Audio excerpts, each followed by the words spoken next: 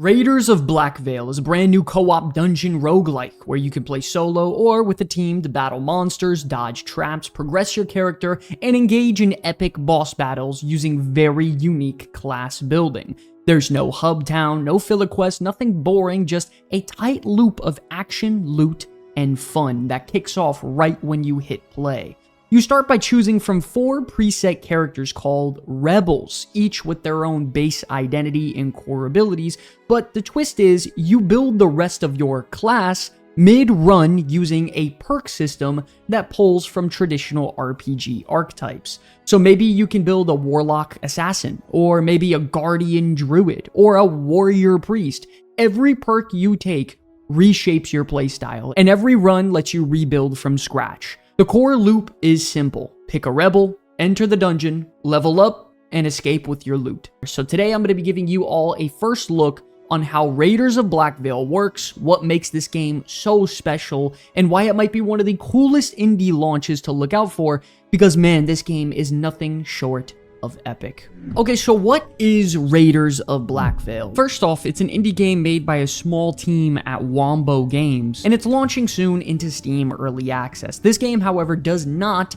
feel like your average indie game. It's way more polished and substantially above what I expected when I first started playing. It's a top-down dungeon roguelite built for 1 to 3 player cooperative runs, kind of like Hades, mixed with a little bit of Gauntlet back in the day, but with set heroes that play like champions in a MOBA like League of Legends. Each time you queue up into a raid, you're dropped into a randomized map. They're full of traps, enemies you need to fight, elite encounters, and even bosses if you choose so. The goal is to become powerful and scale up your character to escape with as much loot as you can. There's no big hub town or reputation grinds or filler systems, it's just you and your team heading into dungeons to try to progress through them and get out with all the loot. The difficulty can also ramp up very quickly because the deeper you get, of course, the harder everything becomes. Not just enemies, but how fast you need to react and adapt to certain mechanics, customize your build, and change your character on the fly. It becomes quite chaotic and it's really, really nice. It's a satisfying little puzzle of trying to flesh out the best character you can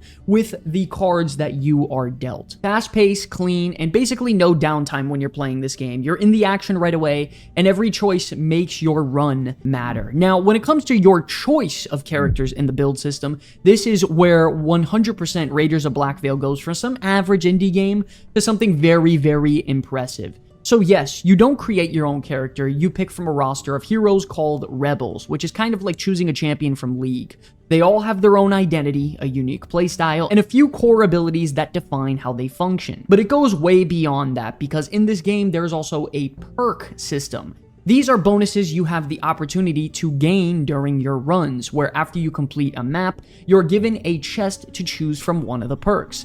Every perk you unlock pushes you toward one or even several class archetypes, like the Warlock, the Druid, the Guardian, the Priest, the Assassin, and more. The idea is that you can even mix and match these perks however you want, and that's how you end up with some really crazy combinations. For example, I took Ironhorn, which traditionally he is a tank character, and I built him into a warrior mage where my abilities would just shoot out balls of fire and frost because I was a mage, and then because I was also a warrior, I would deal substantially more damage in close range. This changed my character, who's traditionally a tank, into like a full-on spin-to-win DPS like Garen in League of Legends if you built him for just pure damage.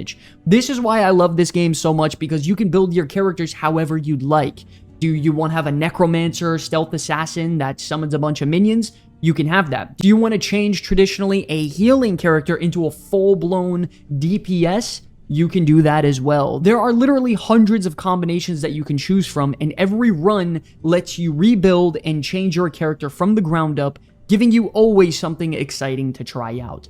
The first time I tried it, I didn't have any idea what I was doing, but as I played more and more, I understood what archetypes and builds can combine well together, and I was doing truly just ridiculous damage. It's one of those systems that reward you for experimenting. You're not picking the same class over and over, you're discovering something new, and that's why I really love this game. The developers really blew me away with this because there's like a little bit of theory crafting sandbox in every single run, and I'm very obsessed with it at the moment. It's a lot of fun, and it incites a lot of replayability for me. That's why I've been playing it pretty much nonstop the last week and a half whenever I have some extra time. So you start off the game in a small clean hub, you pick your rebel, and you can queue up either solo or competitive. So when you enter your run, everything is randomized, but not in a chaotic way. You'll face curated encounters like a trap room full of hazards, events that force you to make really tough decisions like whether you want more power or do you want more loot. But then if you get more loot, of course you lack power, so it makes things a little bit more difficult. You also have the option to sometimes fight elite enemies or even a mini boss that can end your run entirely if you're not careful. But of course, when things are harder, you get more loot. You have a smuggler that you can talk to while you're on your runs that you can occasionally have him stash away some of your items and escort them back to the main hub. You have a vendor that you can talk to occasionally where you can maybe buy some bandages, a potion here or there, or potentially even talk to some weird creature that will make you sacrifice a percentage of your health for potential power. Everything in this game is an important decision, and that's what makes it special in my opinion. When I got to the first mini-boss, I was pretty cocky because I was stomping everything left and right in my path, but he actually ended up humbling me really quick and whooping my butt because I decided to get greedy and just go for more loot instead of power before I fought him. So when I did fight him, stole all my loot and I had to restart. Each boss has real mechanics, AoE patterns, adds that you have to fight, slam attacks. I mean, the whole deal. I was dodging stuff, trying to burst through, his little burn phases, trying to kill all the ads in the fight, and that's what makes it really special. It was really, really fun to just queue up, go again and again, until I finally got him down. And don't forget, dying, of course, is going to be a part of a game like this. You got to, extract your loot, you got to survive and finish the run to bring everything back. That's what makes it really fun, the risk. Now, even though it is built like a roguelite, you don't have to start from scratch every time. Every run will give you currency like gold, gear, perks, and some of these things can stick and some of it is extractable. You'll take that gold back to the hub vendors where you can unlock new gear to kickstart you, boost your starting strength, and even unlock new archetypes to try out later. One of the core systems early on is tied to this massive tiger NPC named Atlas. He's the one you feed these glowing blue gems to, and in exchange, he will boost your base character. He'll let you unlock perks right in the beginning, do things to affect certain runs in the future, and even add new features to the dungeon themselves, like treasure chests that you can unlock. That sweet spot between rogue reset and that, RPG style growth with all the original archetypes, which is fun. Eventually, as I was progressing through the tiers and testing builds, I reached the final boss of the very first zone. He was a, big grotesque butcher pig hybrid named So 3.1. And let me tell you, he whooped my butt. He annihilated me. My so-called, OP build that I thought I had, I was trashed in like a minute. He just deleted me. But here's the thing, I was actually happy it happened because it made me want to dive right back in, theorycraft, and figure something out to beat him in the end.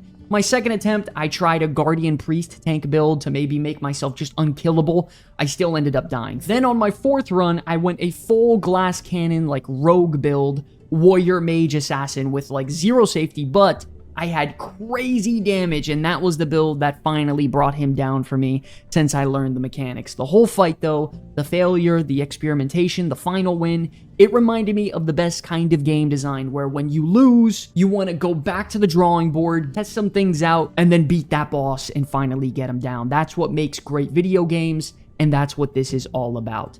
So after playing Raiders of Blackveil for a while, testing builds, wiping the bosses, and theory crafting like a maniac, I gotta be honest, I did not expect this game to hook me in as hard as it did. At first glance, it looks like a very simple, co-op roguelike, but the second I started mixing perks and realizing with, customizing my character with all the archetypes, that's when it all clicked and it became a lot deeper. This is easily one of the most replayable indie games I've touched in a couple years, and it gives me that, just one more run feeling in the best way. Not only that, it also respects your time. You log in, you queue up, and you're in the action. You're just having fun. It's just good, clean fun, a little bit of depth, and that's what's really cool about it. Now, I will say though, this isn't some, 1,000 hour live service MMO. You're not logging in 7 days a week for 6-7 hours a day. This is a focused dungeon experience built for challenge, similar to like Hades and all these other games. And if that's something you're into, This game is a blast. Listen, Raiders of Blackveil will officially launch in early access on December 15th,